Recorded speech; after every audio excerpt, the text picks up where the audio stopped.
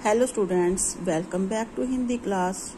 Today we are going to read chapter number 9 पहले मैं पहले मैं एक खेल कहानी है।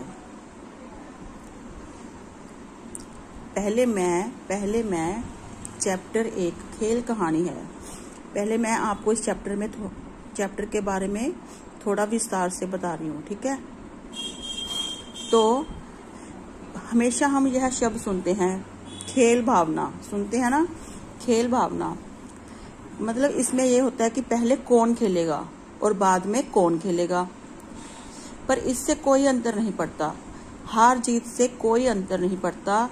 और खेलते समय किसी भी दुर्भावना मतलब बुरी भावना को मन में ना रखना, किसी भी बुरी भावना को मन में ना रखना। छोटे बच्चे तब भी खेल खेल में अपनी बारी पहले पाने के लिए लड़ ही पड़ते हैं। वो कहते हैं कि मैं पहले खेलूंगा। तो ये जो चैप्टर है, ये जो कहानी है, इसी विषय पर आधारित है, ठीक है। ओके। खेल में हम सबसे पहले अपनी बारी चाहते हैं। इस कारण से कभी कभी आपस में लड़ाई हो जाती है। लड़ाई न करके हमें समझदारी से काम लेना चाहिए।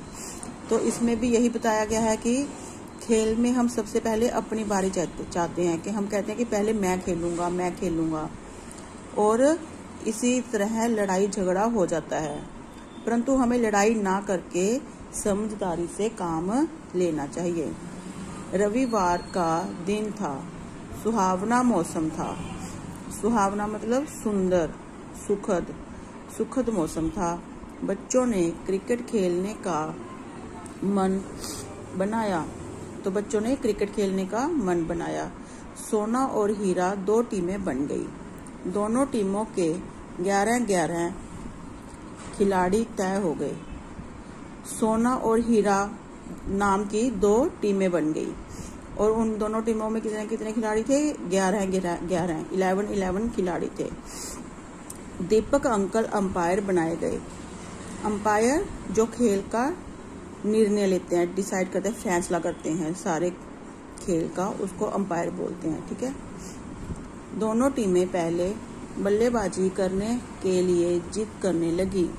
उनमें झगड़ा होने लगा। अंपायर ने कहा, लड़ने की कोई बात नहीं है, हम सिक्का उछालकर तय कर लेते हैं कि पहले बल्लेबाजी कौन करेगा। यह सिक्का देखो, इसके दो पहलू हैं। शेर वाला पहलू सोना टीम का है, और अंक वाला पहलू हीरा टीम का है। तो दोनों टीमें आपस में लड़ने लगी। वो जिद करने लगी कि पहले मैं बल्लेबाजी करूंगा, और दूसरी टीम कहने लगी पहले मैं बल्लेबाजी करूंगा। तो जो अंपायर थे दीपक अंकल, उन्होंने कहा कि लड़ने की कोई बात नहीं, हमारे पास सिक्का है, हम उसको उछाल कर तय करते हैं कि कौन पहले बल्लेबाजी करेगा।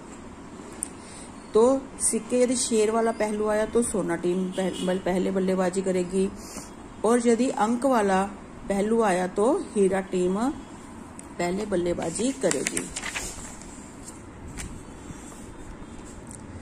दीपक अंकल ने सिक्के को उछाला। अंक वाला पहलू ऊपर आया। उन्होंने कहा पहले हीरा टीम बल्लेबाजी करेगी। अब जब सिक्के को ऊपर उछाला तो कौन सा पहलू ऊपर आया? अंक वाला। तो दीपक अंकल ने कहा पहले हीरा टीम बल्लेबाजी शुरू करेगी। अब दूसरी लड़ाई शुरू हुई। हीरा टीम का हर लड़का सबसे पहले बल्लेबाजी करना चाहता था। अब उनमें एक और लड़ाई शुरू हो गई। तो क्या था? अब हीरा टीम का हर लड़का सबसे पहले बल्लेबाजी करना चाहता था। अंपायर बोले, 11 लोग एक साथ बल्लेबाजी नहीं कर सकते, तुम लोग बल्लेबाजी का कोई क्रम बना लो, मेरे पास एक तरीका है। तो अंपायर ने बोला कि जो 11 लोग हैं, 11 लोग हैं, वो एक साथ बल्लेबाजी नहीं कर सकते, और इस लड़ाई को मिटाने का भी मेरे पास एक तरीका है। उन्होंने कागज की 11 पर्चियां बनाई। उन पर 1 से 11 तक संख्या लिख दी। फिर लड़कों से कहा, सब एक एक पर्ची उठा लो। जिसके पास जो संख्या आएगी वही उसकी बारी होगी। तो अब क्या किया अंपायर ने 11 पर्चियां बनाई और उस पर 1 से लेकर 11 तक की संख्या लिख दी और फिर लड़कों से कहा, अब सब एक एक पर्ची उठाओ। जिसके पास जो संख्या आएगी वही उसकी बारी होगी। दीपक अंकल की सूझबूझ से पहले मैं की लड़ाई टल गई और सब बच्चों की बारी तय हो गई। क्रिकेट का खेल शुरू हो गया। अब दीपक अंकल की सूझबूझ मतलब समझदारी। दीपक अंकल की समझदारी से पहले मैं की लड़ाई भी खत्म हो गई और सब बच्चों की बारी भी निश्चित हो गई, कौन से नंबर पर खेलेगा। और इस प्रकार क्रिकेट का खेल शुरू हो गया। Thank you.